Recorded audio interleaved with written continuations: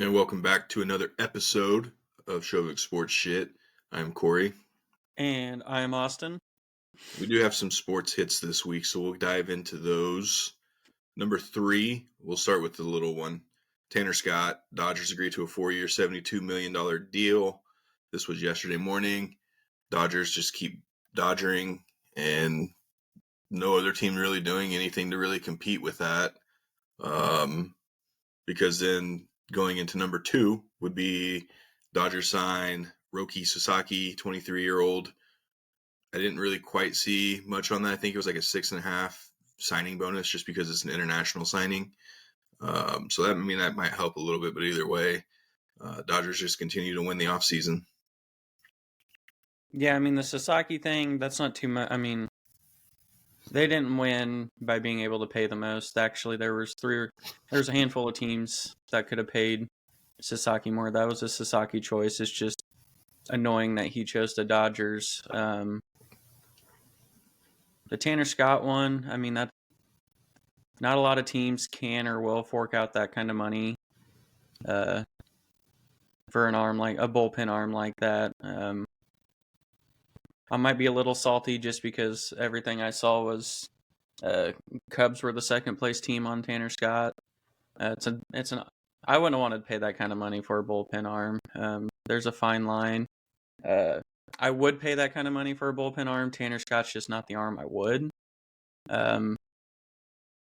It's just I don't know. You can't really blame the Dodgers, right? Like, all these teams can spend money. They're just unwilling to. You can't say Dodgers are ruining baseball, but I do think something has to be done. I don't know. It's at this point, the Dodgers have like 12 starting pitchers, a 14-person lineup that just, I don't know. You still have to play the game, but on paper, there's no reason they don't shatter the Mariners' regular season record of wins. What don't they have? What haven't they forked money out to, right? Like, it's at a point now where Ohtani might not even have to pitch for him, just continue being that 50-50 guy, which is absurd. But yeah, Dodgers obviously won another postseason or offseason. Probably will win the offseason or postseason too. But the Sasaki one, that was a player choice. They didn't win by outbidding. He probably just, you got to think someone like Ohtani is kind of an idol to the guy. That probably played a part, but I'm sure whoever's out the hell at this point, Dodgers probably gonna end up with Bregman too. Let's be honest. Like, that's a name that's still out there. Why not? If you're Bregman, why not sign? If you're gonna sign a short-term deal, sign it with the Dodgers. You're gonna be hitting between like Ohtani, Betts, Freeman, Teoscar Hernandez, Tommy Ed. Like, you're gonna be like the 8th best hitter in that lineup. So good chances you're gonna see a lot of good hits, and then go next year and try to get the bag. So it's annoying. Can't blame the Dodgers. If you're a fan of any other team, you just wish you would spend a fraction of what the Dodgers do. I was looking at numbers to see how ridiculous it is, and a lot of teams can spend more money. They just don't, because that's less for themselves. Even the Dodgers, I think I was seeing with their total revenue, they still only spend like 86% of their revenue. Granted, they have a larger TV deal than most and whatnot, but can't blame the Dodgers, right? Like, if we woke up and the Cubs and Royals were spending money like this, we'd be thrilled. Mostly because you get better players, but that's just the nature of it. I think we're bound to have the Dodgers-Yankees World Series again. The Mets might have something to say, but for some reason it never works out for them. But good for the Dodgers, I guess. Sucks for that division, but good for Dodgers. Yeah, and spring training is only a few weeks away, so we'll start diving into a little bit more probably after the Super Bowl, once we start getting into off-season football mode and start talking a little more baseball for the Cubs, Royals, and just baseball in general. So that was 3-2. It's number 1. KU beats K-State. Again, 14-0 to start the game. Thought it was going to be a blowout. K-State. I don't know if it was necessarily them tightening up or the Jayhawks just kind of blowing through. Hunter leads the way with 25 points and Zeke 24. Juan had 15, 5 and 5. K-State, led by Coleman Hawkins, 15, 7 rebounds, 10 assists, 5 of 14 shooting, though.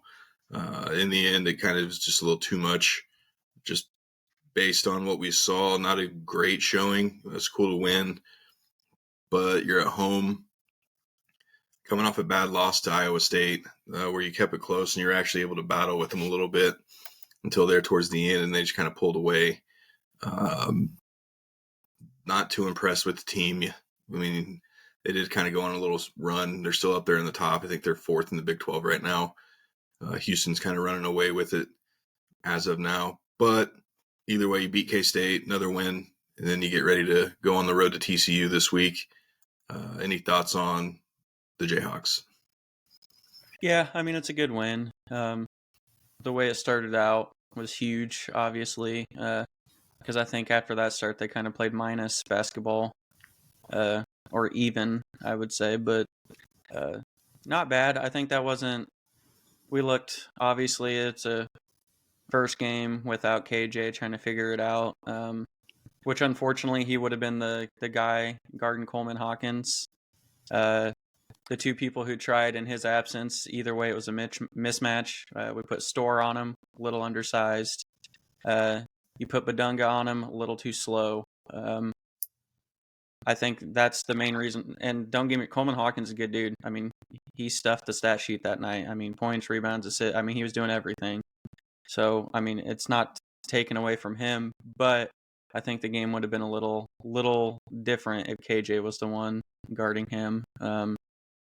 I know a lot of KU fans are back and forth on KJ Adams because, some 4 points and 8 rebounds, it's not sexy, but it's the defensive prowl, like just what he can do defensively, that helps with this team, and I think that was an example. So I'm not too disappointed with first game without KJ. Kind of had to figure it out, and K-State had a guy who kind of was a matchup problem without KJ out there. So always good to get a dub, always good to beat K-State, but you're still trying to figure it out without KJ. I mean, KJ's, I don't know if he's ever missed time before this. So the last 3-4 years, Bill's never had to worry about, oh shit, what's my defensive game plan for the other person's kind of good big. So had to figure it out. They did. That's all that matters. Hopefully he got a good idea what to do defensively without KJ, but because I imagine KJ is going to miss a couple weeks with separating a shoulder, but it's always good to beat K-State. Yeah, here Bill already said he was out for this next game against TCU. It's week to week right now. Separated shoulders can be tricky, especially when you're banging around and then, the thoughts of hitting the court on the, rebound or just getting knocked over. And he's so physical in how he plays. You want to make sure that he's 100% when he comes back. So we'll keep you updated on that as we get further into Big 12 play. And then now, since it is Monday, different day that we usually do an episode. I know we kind of touched on it last week with the national championship game in Ohio State, Notre Dame. Planned on having a recap of the game itself. But now that we aren't going to do that, do you have a second guess on what you're doing? Or are you going to stick with what you said last week in Ohio State? I mean, yeah, I hope Notre Dame wins, but I don't know. They're kind of built this same style where defense is physical, offensively you want to rely on the run game. I think I'm going to stick true to Ohio State. I think Will Howard will be used more in the run game, which will open things up a little bit more, but nothing against Notre Dame, just Ohio State has too many offensive weapons that, I don't think Notre Dame has that level of weapons on their offense. I mean, Love is good. Is he 100% yet? Still, who knows? I think I'm going to stick with Ohio State. Hope I'm wrong. Hope to God I'm wrong, but they're talented, man. Plain and simple. So the line's still 8.5. I am going to flip. I'm going to go Notre Dame. I think they're going to pull the Cinderella card a little bit. the more I've watched the playoff, the more I love Marcus Freeman and what he does. I don't know if you can necessarily say they're the underdog just based on they're the number 7 team and Ohio State's number 8, but an 8.5 spread in a national championship game with 45.5 your over under. I think it's going to be a little over. I do think with the injuries Notre Dame has, I think they're still going to be able to run the football. I think Love is going to play more than we think, just because it is the national championship game. Yeah, it's do or die now. There's no other game after this. You get to head into offseason. You'll get healthy. Put it all out there today. Marcus Freeman's going to have those dudes ready to go. And again, the more I listen to the dude talk and the more I've watched, dude, I'd love to play for that guy, honestly. Yeah, but what's the saying? Big games like this, it's not the X's and O's, it's the Jimmy and Joes. Like, true, but yeah, you also such look a at huge us. gap on coaching. We've always talked about coaching. Coaching matters. We've said it multiple times. It does, and I do think Marcus Freeman's a better coach than Ryan Day. 7 days a week, specifically Monday night in a national championship game. My point is, I also think there's such a wide gap when it comes to the talent. Yeah, you're not wrong on that. I do think just because the coaching factor, that I think Notre Dame will be able to keep it closer than what most people, myself included, probably think. Because like you said, coaching does matter. He can have a scheme and whatnot. But at the end of the day, I mean, it's really hard to think about because this is almost kind of like that, not to kind of bring it up yet, but this is kind of like the Lions-Commanders game, right? Like one team is so much more talented. But Dan Campbell is also a good coach too. But the Commanders just kind of have something about them. And that can be same said this, right? Like Ohio State just way better, way more talented, just a juggernaut. But there's just something about Notre Dame. But I just think there's such a talent gap that I think the talent prevails at the collegiate level. It could be a little different if it was basketball, energy, effort, underdog matter a little bit more maybe, but it's the talent gap for me, man. I can't overlook it, and I don't even like Ohio State. We all know that, but their weakness coming into the playoff was the offensive line, and that offensive line has been borderline perfect. And it's not like they've played cupcakes, right? Oregon, Tennessee, was the other one, Texas? Yep. So 2 SEC schools in Oregon. So it's not like they just walked here, right? Like they've looked good against that talent. So to me, it's just I want Notre Dame to win, but I can't overlook the talent. Yeah, and I still think it does come down to quarterback play. Will Howard, Riley Leonard. I do think they're both going to have to utilize their legs a little more. And with Notre Dame's offensive line being somewhat tattered up and battered up a little bit, I think Riley's going to have to use his legs, run the ball. I like their receivers. Obviously, their receivers aren't on Ohio State receivers levels, obviously. But yeah, I'm flipping. I'm going Notre Dame. I'm actually feeling pretty good about it. I don't know why. I feel like touchdown Jesus is going to be present with them tonight, and all else fails, give us a good national championship game. The first round was second round was I thought the last games were pretty good. Not too, they weren't great, but they were better. So I think in order for this to be worth it and what they've done with the playoff, you're going to want a good national championship game. You're not going to want a Georgia TCU type outcome of this. But I go back to what you said about the Commanders Lions.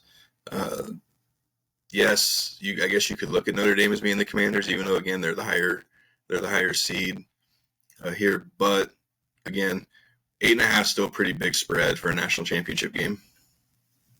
No, I agree. Yeah, and I was not necessarily by seeding, but like everyone kind of just assumed the Lions would win by a lot. Just yeah. Given, right? Like, but Commanders kind of had that thing about them, and things like that are possible, right? Like that's why you still go play the game. I think 8.5 spread is a little disrespectful.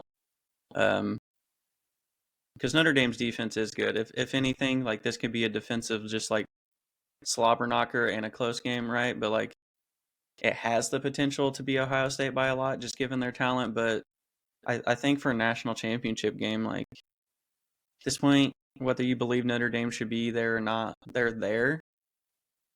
I think the spread should be more in the like 3.5 to 5.5 range. Yeah. Because 8.5 is disrespectful. Like, I don't know. That's kind of just saying Notre Dame don't show up type of spread, right? So I'm with you. I hope it is a good natty. I don't think no matter what the outcome is, the college football playoff committee and everyone involved are already have a laundry list of like tweaks they want to make. I think just from a fan standpoint, they want a good game for just like quality and rating purposes. But yes, please don't make this like the TCU one. Was it the Georgia players were eating like wings and shit on the sideline and like the 2 minutes into the second half or whatever? Wasted no time. Yeah, so nobody wins besides the winning team at that point. But this is a game I hope we are able to watch and don't decide to do something else by halftime. Just from a fan perspective, that's what I'm hoping. Yeah. So we'll recap the game next week. Like I said, I'm flipping Notre Dame. He's sticking with Ohio State, even though he wants Notre Dame to win. So for purposes, I mean, obviously that's why we made the picks. So just because he makes the picks doesn't mean he's going to be happy with the outcome. So from the natty, let's go into this weekend's games. We'll save the Chiefs game for last because then that'll be kind of the rest of our shows going over the Chiefs Texans and then obviously the big matchup this weekend. So let's start with Commanders Lions. That game was out of control. So the way the game started, the Lions just kind of marched down the field, and then they ran a counter from the 1 or the 2. I don't remember which one it was, but either way, they ran a counter. So it was like they were kind of playing with the Commanders a little bit, and just pulling up the box score. There was 4 different guys that threw a pass to the Lions. Let's start with Jared Goff, 313, 1 touchdown, 3 interceptions. Homie's got to play way better. Homie's that was a few weeks ago when he had 5 interceptions or something against the Texans and 1. Yeah, this is a little different. Playoff football is a little different. We said it going into the playoffs that it amps up just a tad bit more. Things are a little more tighter, which means they're going to hit you just a tad bit harder. And honestly, they were outcoached, right? Let's be honest. Like, yeah, it's cool to see all the glitz and glamour, the trick plays that the Lions like to do, but at the end of the day, Dan Quinn was like, "Fuck you guys. We're just going to come in and we're going to be better than you." Gibbs 14 carries, 105 and 2 touchdowns, and then obviously Jameson Williams 1 carry, 61 yards and a touchdown. But the star of the show was actually Jaden Daniels. 22 of 31, 299, 2 touchdowns. He ran 16 times for 51 yards. Dude, I think we nailed it with our draft preview of this dude. We didn't nail it with the Commanders, though. We still said that we thought, based on what we, new coach, everything, we still thought that they were 1 or 2 years away from being in this position. I would still go back and I would still say very confidently that I thought they were 1 or 2 years away. If you had told me going into the season that the NFC Championship game was going to be Washington and Philadelphia, I probably would have laughed at you. Yeah, I want to put a little caveat on that, mostly because I want to flex my own muscles real quick. Yeah, Jaden Daniels was the star of that game, but I think the real difference maker was the corner that I said going into our draft preview and everything was Sanderstill. I don't remember the exact stat line. I know he had 2 of the interceptions. He had a lot of tackles. Yeah, I got it right here. 5 tackles, 4 solo, 2 pass defense, and then 2 interceptions. Yeah, so obviously Jaden Daniels is like the core of this turnaround. Like him, Dan Quinn, Cliff Kingsley, it's a really good marriage that happened. But the difference maker, another rookie. So they nailed the draft, plain and simple. But because even McCaffrey's been kind of a kind of decent playmaker for him in the return game, little gadget guy. But yeah, this is a quick turnaround for them, definitely. Some of the plays I don't know. The Lions tried to lie in too hard. Like you said, the trick plays and the cute shit, that's okay sometimes. One of the things I'm not going to do with kind of the game in balance is put the game in Jameson Williams' arm. Yeah. Like the cute shit, it's all fun and games, but like no win too, right? Like earlier in the game, I believe Montgomery had a pass to St. Brown, like a cute little play. Like I get that, good timing, but with the game kind of in the balance, I don't think I'm not going to want Jameson Williams making a quarterback play. It ended up being an interception. And they were still down at that point. Like, it's not like they were even winning. It's not like they were up. They were losing, and you're still doing that. Yeah, so there's a time and place for it. I don't want to take anything away from the Commanders because they earned it.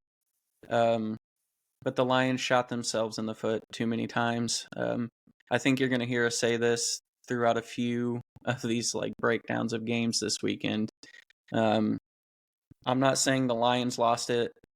I'm saying the Commanders won it, but the Lions shot themselves in the foot one too many times. You nailed it. It's playoff time. Shit amps up. Things are tighter. Less margin of error. You know, you do this stuff against the Cowboys in the regular season, fine. There's next week. You're probably going to smash them anyways. You can't get away with this shit in the postseason. It's just plain and simple. All these teams are too good. They're here for a reason. They're either a really talented team, a well-coached team, or both. And the Commanders have young talent. They're well-coached. And you didn't get away with it this week. It's unfortunate for Detroit. I think all of America kind of, whether you admit it or not, kind of had a soft spot for the Lions. Like, kind of just want to see them do it, right? Everybody fucking went from Detroit to Washington real fucking quick now, though. Yeah, I mean, we all know America wants the Super Bowl of Bills Commanders. That's just, nobody likes Philly sports to begin with, and then people are tired of the Chiefs. So America wins if it's Josh Allen versus Jaden Daniels, which even as a Chiefs fan, that'd be a kind of fun matchup. I've said it all along. Like, if the Chiefs don't win, I'd be happy if the Bills or, at that point, Lions win. But I think the Commanders kind of, like you said, they're ahead of schedule. It's going to be, no matter what happens, it's going to be a big offseason for them because you're going to want to get better, but you don't want to blow shit up too much, right? So no matter what happens, it's a good, I don't even want to say rebuild year, right? Like year one. Yeah, like, they're past the rebuild.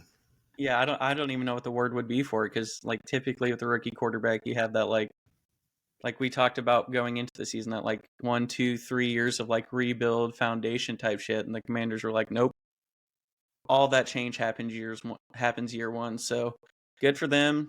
I obviously hope they win because, like I said, nobody likes Philly fans, but it was a good game, right? That's how you beat the Lions. It's not like the Lions didn't show that. I mean, they put up 31 points. Like, their offense still offensed, just one too many mistakes.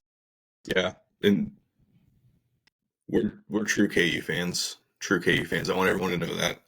Even when we were winless, even when we had all these massive losing streaks, one guy that we were super, super proud of and big fans of, Dorrance Armstrong, 2 sacks and forced fumble. Those were key moments. And let's be honest, that Lions offensive line is pretty good. And what he was able to do, get 2 sacks and a forced fumble. Congratulations, Dorrance. Congratulations. Let's not sleep on it, man. That's Dan Quinn's guy. He brought him from Dallas. Like, this isn't one where he's fighting for a spot. Like, no, he's not TJ Watt, but he's good enough to be someone like Dan Quinn's guy. Like, that's one of the first moves Dan Quinn did was go get his guy. And it sucked when he left KU a year early. We were kind of hoping, but at the same time, we kind of knew. And he kind of got drafted where we kind of thought he may be a little higher just based on what he was able to do at KU. Austin Booker's very similar to what Dorrance is. But again, Dorrance out here making noise in the playoffs, and he's had a really good season in general. It's awesome, especially with how the KU teams were back when he was playing. He was on the dark days, like, yeah, man. Where he was the only guy. Yeah, so when we were able to land him as a recruit, we thought that would be the turning point. Little did we know it wasn't. but it was a bright spot that, we still had some really good players, defensive players that did play in the NFL from those teams. So as bad as KU was, they still had some NFL talent, which is still wild to me. Hats off to him. We'll be pulling for him again. It'd be awesome to see him get to a Super Bowl.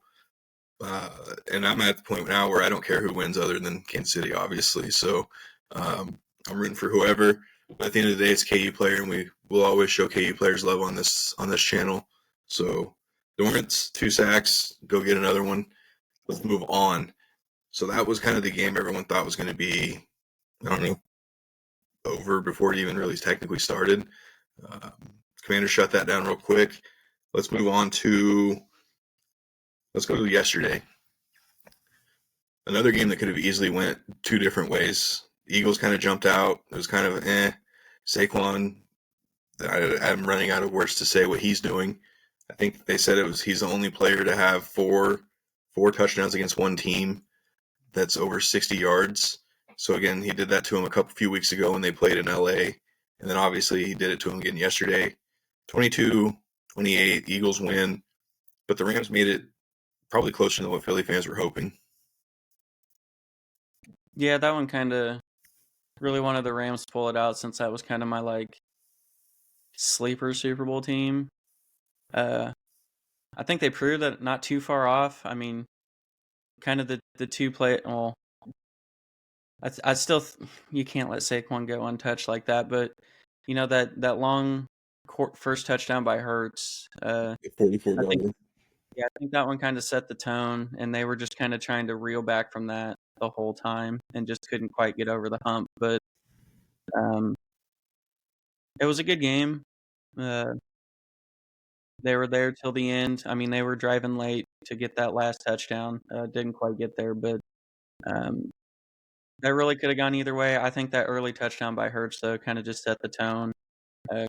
Kind of had the Rams reeling and trying to get over the hill after that. But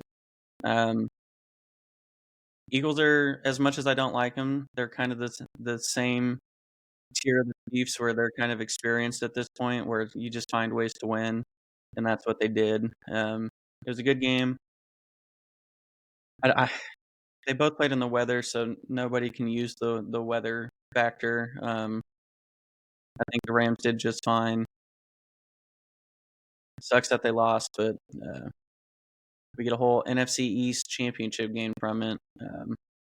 Yeah, I will say the Rams, Eagles are going to have to play a little better, though. Yeah, they are, because Hurts was still sacked 6-7 times.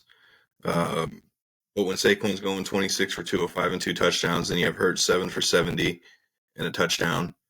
Not a good recipe. As a team, the Eagles ran 34 times for 285, which is 8.5 average.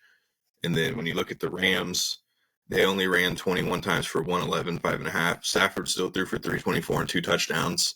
So again, he was sacked 5 times. So the offensive lines were a little shaky yesterday. But at the end of the day, when Vic Fangio's defense needed to make a play, they did at the end. You'd like to not see it get as close as it did and come down to the final play. I saw Puka had another ridiculous catch to help before that. So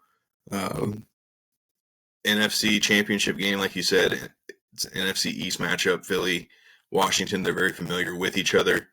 I don't know if I can go with Washington on this as much as I want to. But I do think it's going to be close. I don't know let me see if the line's out for it yet. Yeah, Philly's at 5.5. The over-under at 47.5. I'm going to take the over. Yeah, I think I'm still going to pick Philly. But you will be hearing me root for Washington. Because I think, again, that would be awesome to see Washington in the Super Bowl. Yeah, I mean, I'm picking Washington, and I think it's a blowout. Everyone picked Detroit. I mean, Washington just showed that they could go on a road, and Detroit was loud. Let's be honest with you, that place was rocking. Philly is going to be doing the same thing. Difference is they've played in Philly before, so they're nothing new to this. Again, I do trust Dan Quinn more than I trust Nick Sirianni. At this point, I don't even know what Nick Sirianni's doing. Well, and I trust Daniels more than I trust Hurts at this point. Yeah. I mean, I think And again, I think the difference here is going to be Saquon. That's just why you go out and get somebody like this. I think he's going to be too much. And I still like the Eagles' defense just slightly over Washington's. I think they're evenly matched more than what some people may think of. But again, most football fans and true football people who pay attention to the game know that this is a closer matchup than what some may lead up. So don't let people tell you all this week that, hey, this should be a blowout. This is going to be come on. Everyone knows better than that. Divisional game. It's your third time seeing an opponent. Yes, it's going to be tough, but they split the season. So, well, and at this point, like every game can be a blowout. They can, like, yes. No matter what it looks like on paper, right? But that's the easy thing to say. That's the easy route to go. Yeah, and I don't know. I do see. I think the command. I almost called them Redskins. The Commanders' defense is actually a little better than what people give them credit for. I mean, they went in. Yeah, Detroit still put up 31, but they caused a lot of turnovers. They're an opportunistic defense, right? They're not going to necessarily just shut you down for nothing, but they will make plays. I don't see why this week would be any different, right? You're still kind of, you can say the same about the Chiefs, but you're still kind of waiting for that full breakout game from the Eagles offense, right? Like Saquon's kind of carried the load, and you're kind of sitting back like, okay, when is this passing game? Like you still had Devontae Smith, Dallas Goedert, AJ Brown. Like when's this going to take off? Is it going to be this week, or is it going to be Saquon or nothing again? I 100% trust Dan Quinn enough to have a game plan to stop Saquon. Not saying they'll do it, right? That's not something that just we have a game plan, we can do it. Still have to execute, and stopping Saquon's never easy, no matter what. I'm with you. I think it's evenly matched, but at this point, with what we've actually seen and not what's on paper, like I trust the passing game for Washington a little bit more. And with that, I think that's going to help them remain a little more balanced. And I think that's what's going to be the difference, is they're going to be a little more balanced, going to be able to sustain more drives, be a little more dynamic.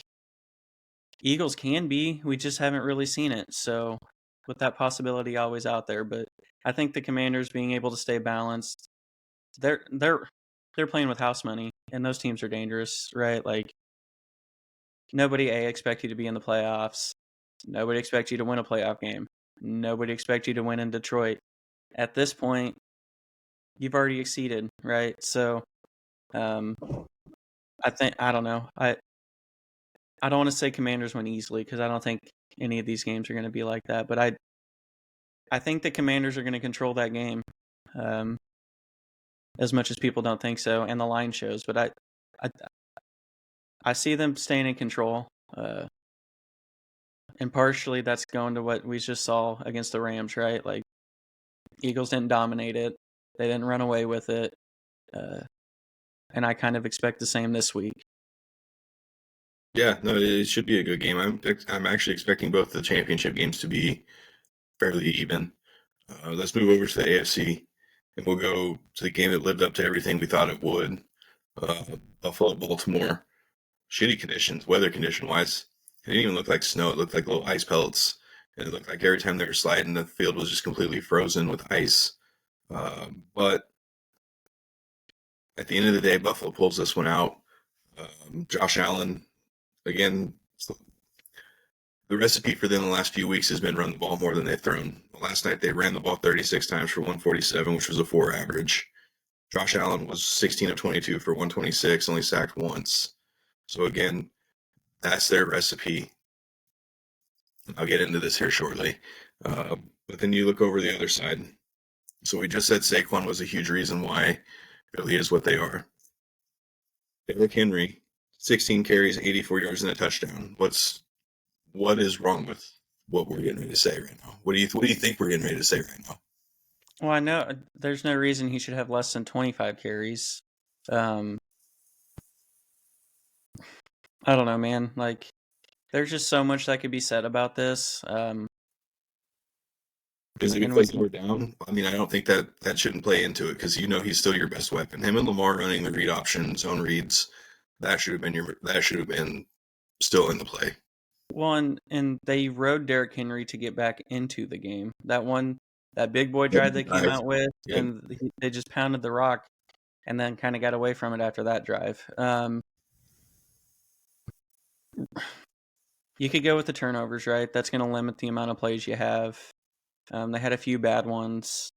And I know last week we said if the Ravens just Raven, like if the Ravens play their game, nobody can beat them. And I think this was proof of it. They kind of didn't play fully the Ravens' way. They beat themselves with the turnovers. But when you take all of that into consideration, they're just one dropped pass for a 2-point conversion for making that a completely different outcome. Bills could have still won, right? Yep. But they were still, after all these miscues, after not using Derrick Henry as much as they should, they still lost on a 2-point play. That's how good that team is. And I can get Lamar's frustrations, right? Like he said, this shit's annoying. He's not wrong. Like they're beating themselves. They did last year against the Chiefs. Zay Flowers had that bad personal foul play penalty that kind of stalled. He had that fumble at the 1-yard line. Like they keep just beating themselves. They're probably the most talented team in football, and they do just find ways to lose. But to go with what you said, I don't think there was enough usage of Derrick Henry. The dude should have had that many carries in the first half. That dude should have had that many carries in the third quarter, and that many carries in the fourth quarter. So I think that's where we're about to go with that. Yeah, we are. But I still go back to that third quarter touchdown, and they go for 2. Like you're not point chasing at that point. There's still way too much time left in the game to go for a 2-point conversion right there. So I didn't agree with that one. And I think that was right after that big boy drive too that we were just talking about with that where they ran for 68 or 69 yards just on that drive alone. Take your extra point and let your defense continue to play. The defense looked good last night. Because again, James Cook 17 carries, 67 yards. Ty Johnson 5 for 31 with that. Most of that came on that last run to kind of ice the game. And then Josh Allen 10 for 20. So as a team, they were 36 for 147, which is still 4.1 average. But again, quit point chasing so early in the game. Like you needed that 2-point at the end. Cool. I mean, that's just based on your decisions you made earlier in the game. And yes. But let's be honest, both of those 2-point plays were open. They were. Like the first one they missed, it got deflected. That would have happened. The Mark Andrews drop, yes, it would have been a difficult catch. The ball placement could have been better, but at the end of the day, he still should have caught it. Like both of those 2-point plays were open, right?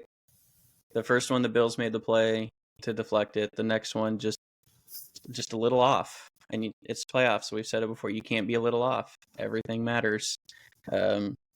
Execution has to be there. Yeah, so I don't know. I'm not ever sad to see the Ravens lose, but the narrative of Lamar not being a good quarterback, I think that can be put to rest, right? Like he didn't lose the game necessarily. Like he did have a couple of the turnovers, right? But their defense played lights out. Like at some point they got to figure it out, right? I think maybe I don't know. Well, yeah, because Buffalo tried the strategy of, hey, no pressure. Let's, they gave him time. They're like, hey, we want to make him throw the football. And dude was just throwing darts all over the place. There was that one he threw right over the middle of the field for a touchdown. I think that was to Bateman. But so the strategy of giving Lamar time to make a decision didn't pay off. And then when they did, he obviously still has the legs. 6 for 39 rushing, though. So, I mean, it wasn't too much. But again, I look at the box score and I see Derrick Henry for 16 carries, and I'm just sitting here thinking, like, there was never a point in the game where you were down enough to not run the football. And even that last drive, you probably still could have milked some by running the football with them more. But again, at the end of the day, Buffalo's defense stepped up, and it was as good as advertised the game was, 27-25. So again, it sets up round 3 of the Chiefs-Bills. So let's dive into the Chiefs-Texans real quick. And I know a lot of people have thoughts on this.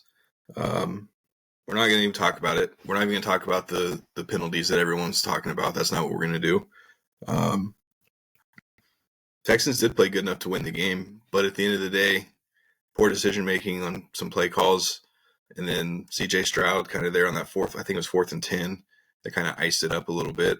Can't take a sack there, man. You can't try to scramble out of it or scramble straight back and then try to spin around. This defense is too good for that.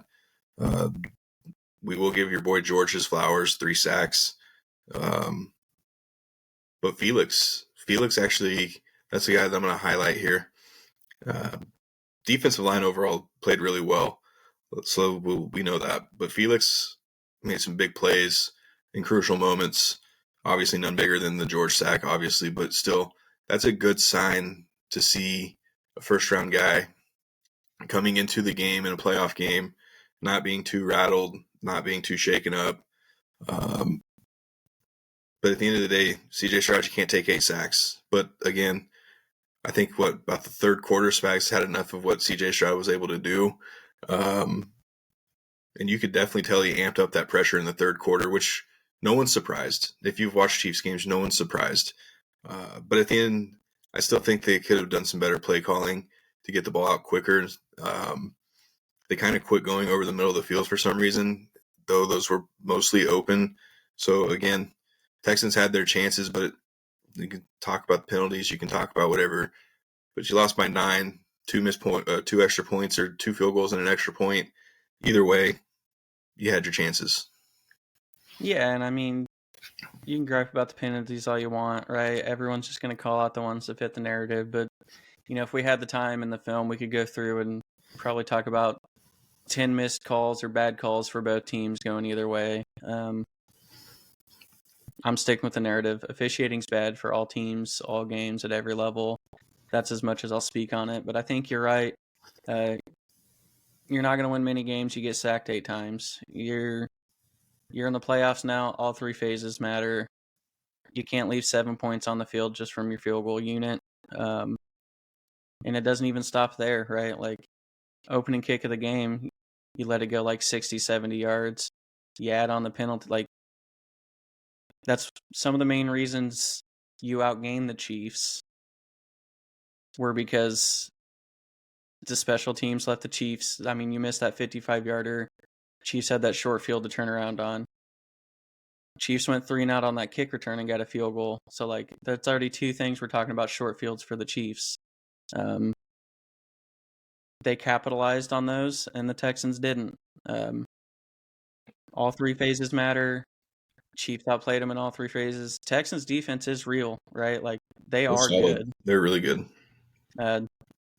They left Travis open a little too much, which is weird to me. Yeah, we literally said last week that was our X factor. We were making a real bold prediction that Travis Kelce was going to show up, knowing damn well 7 for 117.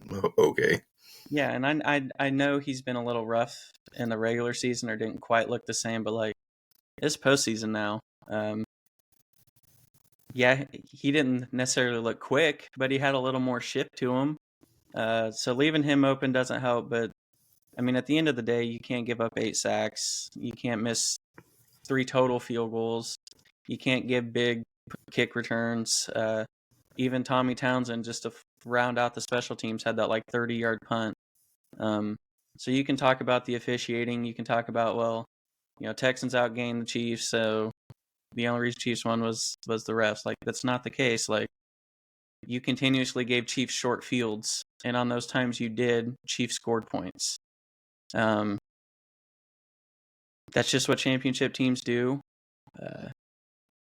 Chiefs capitalized, Texans didn't. That's plain and simple. Texans, kudos to them, right? You lose a lot of your receivers. Nico looked like he was playing through something too. So the fact you're already down 2 of your top 3 and then not quite 100% Nico, like, it's tough. But they hung tough. They played well.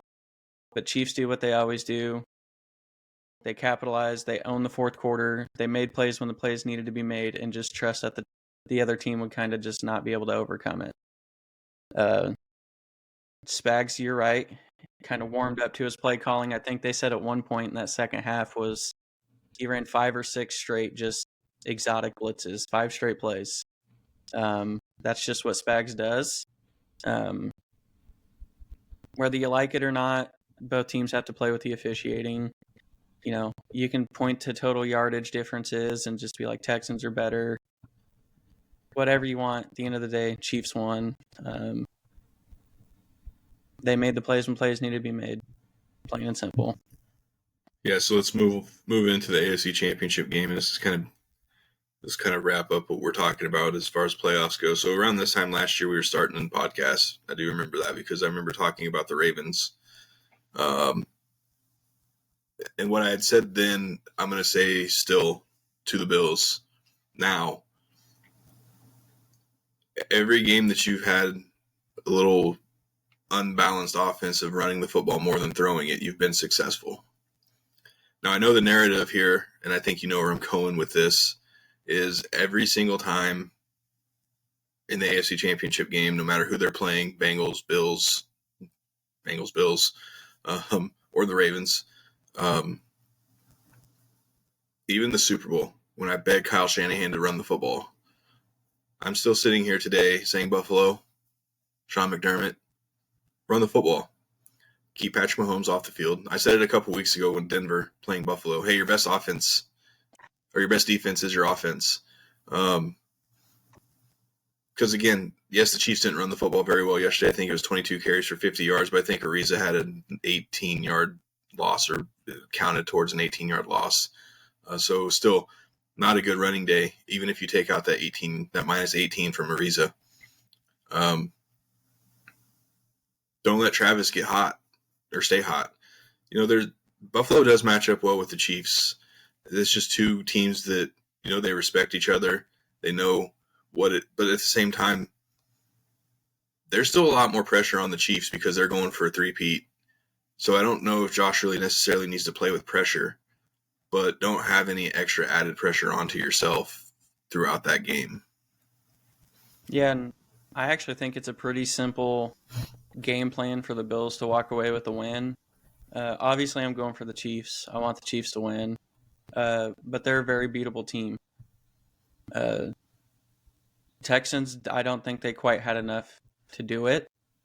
I think the Bills do, and I think it's simple. A, don't turn the ball over. Don't give away possession, plain and simple. But I also think don't be aggressive. And what I mean by that, if you're at 4th and 3, kind of around midfield, punt it. This isn't 2018 Chiefs. You're not worried about a shootout with Patrick Mahomes, right?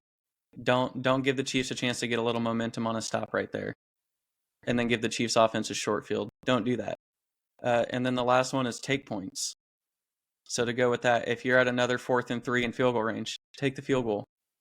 Because I'm going to go back to what I just said. This isn't your 2018 Chiefs. You don't have to be worried about us putting up a 40-burger. Take your points. But if they do opposite of that, if they do give you, then they are risking of the Chiefs putting up a 40-burger. I mean, don't be the reason the Chiefs offense gets hot, right? Like, don't be the reason that they head into the Super Bowl just steaming. I go back to the Texans last week. I said the Texans needed a couple turnovers and they needed help from their defense. Their defense did just fine, but you also got to rely on your special teams. So again, I know the Bass hasn't done the greatest against the Chiefs. I know Chiefs fans love Tyler Bass a lot, but you have to steal possessions, and I think it goes to your point of stealing points still can technically mean punting the football when you're supposed to on those short yardage. Pin them back so if you pin them back at the inside the 5 and they do go down and score, cool. You did your part. Because again, this isn't the Chiefs that can. I mean, they can go 90 yards. Let's be honest, they still can. They can still put on a really good drive that eats up the clock. But at the same time, it's okay to, not too conservative, right? Like, don't too conservative. 4th and inches, 4th and 1, yeah, go.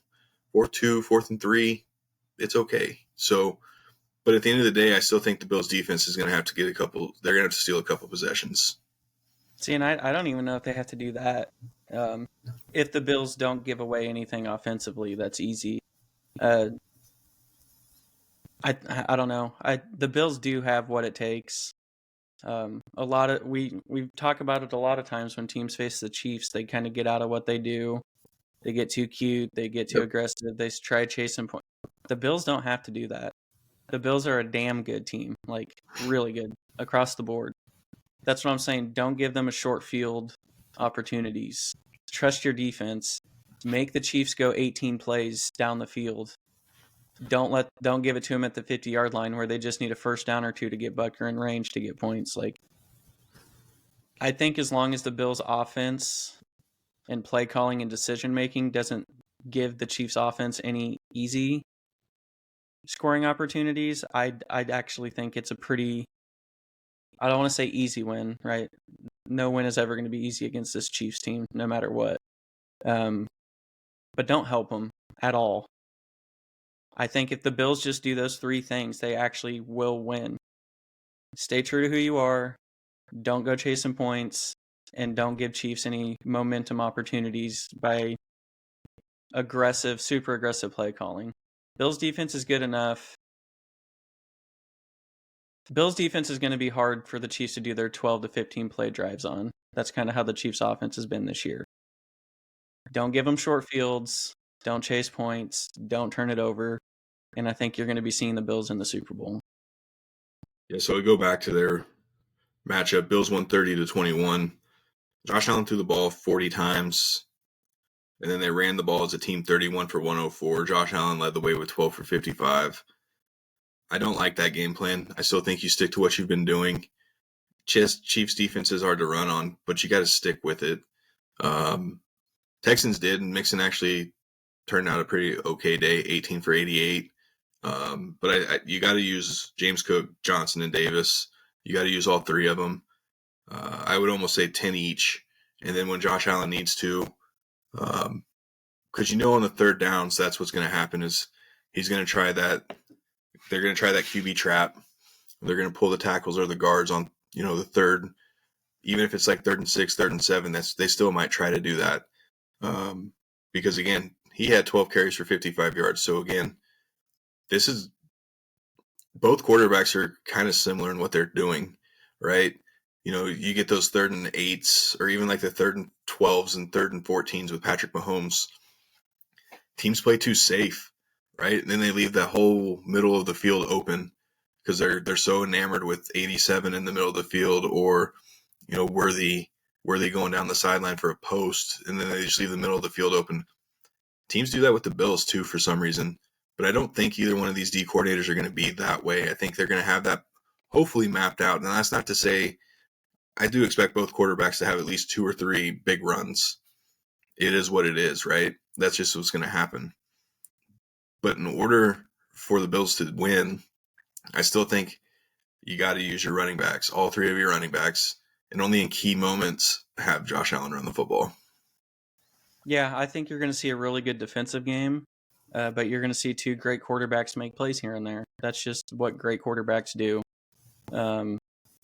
That's why I think it comes down to some of the small things of chasing points and turnovers, right? Like, just don't give something to the other team. That's not even just the Bills, right? This is both teams. No stupid turnovers. Don't go chase. Chiefs have never really chased points. When we're in field goal range, we usually just kick it, right? Like, we have Butker. That's because we trust our defense. Get our points, keep it close, and whatever. But it's going to go to both teams, right? Just don't give the other team easy opportunities, momentum plays. If you go for it on 4th and medium, 4th and shortish, and don't get it, that's momentum. You punt the ball in that situation, there's a little momentum, but it's not the same, right? Like, held them to a punt, a lot different than getting a 4th down stop and getting a short field. So, I think Chiefs still have a little bit of the coaching advantage just because there's not many coaches, if any, better than Reed. That's not a shot at McDermott. I think he's a great coach too. The gap between the two, I think, is minimal. Like, yes, the Chiefs have the advantage, not a lot. I think there was a wide gap between Andy Reid and DeMeco Ryans. No disrespect to him. He's still young in his coaching career. I think that showed quite a bit. Not the case here. I do think it's going to be a good game, right? We might get another overtime thriller type deal. But it really is going to come down to some of the small ones who makes a little plays here and there, who's able to just find that extra turnover. I don't know. I'm excited for it. Obviously, I want to be in the Super Bowl, but at the end of the day, at this point, if you lose in your season, it's disappointing, but is it really a bad thing, right? Like, especially when I think the Bills, Chiefs, whatever order you want, I think they're the best two teams in football. So if you lose to the first or second best, yeah, you're sad, but is it really the end of the world? No. Let's just get a classic Josh and Patrick game and then like have that 98% chance that we get to see it again next postseason. Yeah, and I think here we kind of know what to expect Buffalo offense and defensive wise, right? So I think the big X factor here for the Bills is their special teams. Don't give up big kick returns. Give the offense short fields. You got to keep your defense rested, right? Like what good's it going to do if they're always starting it on or close to your territory? So again, special teams is going to be a huge part of this, and I think this is kind of where the Bills are going to learn from what the Texans did.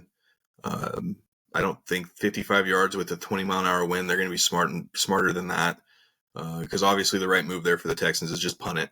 Well, I even told you that during the game. I'm like, I don't know if they should be kicking. Like, I don't even think Chiefs would have kicked that. And I think that set the tone for Fairbairn, and it kind of fucked with him the rest of the game because he didn't look comfortable kicking the rest of the time. So again, I think that's where the coaching aspect of this comes in. So I don't think the Bills will make as many boneheaded plays. So hopefully next week I'm sitting here saying, hey, Buffalo stuck with their game plan. If they stick with their game plan and they lose, cool. Chiefs earned it. If you go AWOL and you just go out of character and you go back to revert what you've been trying to do against the Chiefs the last 3 times and you fuck up, then yeah, I'm going to start questioning it a little bit. Because again, it's not hard to run the football. Stick with the run. Even if you have to get a couple designed runs in there for the quarterback, at least you're setting the tone. At least you're sticking with it, and you have to make the defense think a little more. I'm going Buffalo by 3. This is the year they're going to get over the hump. But again, as long as we get a good game, that's kind of all I care about right now. If the Chiefs win a 3 and they do a 3-peat, so be it. It is what it is. We've witnessed it. Now we can move on. So hopefully next week we're sitting here one way or the other. We're talking about, Chiefs are one step, this is the final step to their 3-peat, and or we are moving to a different route as far as Super Bowl preview. Either way. So I'm going Buffalo by 3. Yeah, and I think you nailed it. It usually works to the Chiefs' benefit because teams try to get too cute and like they want to match their quarterback with Patrick Mahomes, right? Like, get out of our game plan. We want to prove our quarterback is just as good, if not better. I don't think we have to worry about that with Josh and McDermott. Previously, maybe. I think they've grown from it. I think they just want to win, whether that means Josh throws 5 times or 30 times. They're going to whatever's working. I do think they stick with it. That's part of why the Chiefs have been successful. They don't give a shit about their individual stats come postseason. If we have to do a certain thing to win, we're going to do it. We already know that we trust Patrick. He's going to get his flowers either way. And it's the same thing with these other teams. They don't stick to it. They don't care about it. I think Bills win 28-24. Just from everything I just said, they've learned from the past. I don't think they really care about trying to match stats or cuteness, accolades or anything, right? Like they just want to win. And we do have some breaking news from the baseball world right now. Oh, do we? Blue Jays have agreed to a 5-year deal with Anthony Santander. Hey. Financials are still being determined while his physical is pending. So, all right, well, there's another casualty that the Royals didn't get, which is okay. So either way, you're saying about the Bills? Yeah, I the Bills at this point don't care anymore about how cute it looks. They're from Josh Allen to McDermott. I think they're smart enough. They have really good football IQ to kind of mimic and see what the Chiefs have done to be successful, and that's kind of just whatever it takes to win instead of trying to do it a certain way. The Bills have enough talent if they stick to that to win. and I think they stick to it. I agree. I think it'll be a good game. 28-24. It's going to come down to some little things, but in the end, I think it's either going to be Josh's legs, or we've seen some really good play calls where they get their running backs out in space on linebackers, and that's not a good matchup for the Chiefs. I don't think they abuse it. I think they save those play calls for timely matters. Yeah. And I think they're going to work. I think it's Bills with the walk-off, maybe not a walk-off touchdown, but not enough time for the Chiefs to counter, essentially. So I think they take a 28-24 lead late, either on Josh's legs or some well-timed, well-saved running back angle, wheel route, seam route, whatever that we haven't seen. The shit that we thought we were going to see against the Broncos, because the Broncos linebackers are obviously not very good either. Well, I don't think the Bills Instead, they just ran the ball 44 times down Denver's throat. I don't think they plan to have that kind of success against the Broncos running. The Broncos are also a good defense, but kind of didn't look like it that game. But I do think it's going to be a good game. I do think this will go down as the best game of the playoffs, even better than whatever we get in the Super Bowl. So I think it'll be a good game. I think Josh finally gets his, well-deserved. Obviously hope I'm wrong, but the Bills have stayed true to who they are all year, and that's why they're here. And I don't see them changing that. They seem like a team that'll go down their way, or win their way. So, but they're going to go down swinging, and it'll be good. It'll be a new revenge tour next year instead of the three-peat tour. Well, that brings a lot, and we'll get into off-season questions that are going to come up after this. Win or lose, obviously, there's a lot of question marks going into the off-season. So that's going to wrap it up for today. Thank you to the new Instagram followers. Go follow us there at Shovick Sports. We're up to almost 400 followers now. They're coming in quick. So we thank all the new followers, new listeners. Please find us on Apple, Spotify, and iHeart. Enjoy the national championship game tonight, and enjoy some good football championship weekend. I believe NFC Saturday, AFC Sunday, or are they both Sunday? They're both Sunday. NFC first, AFC after that. So until next week, we'll talk to you then.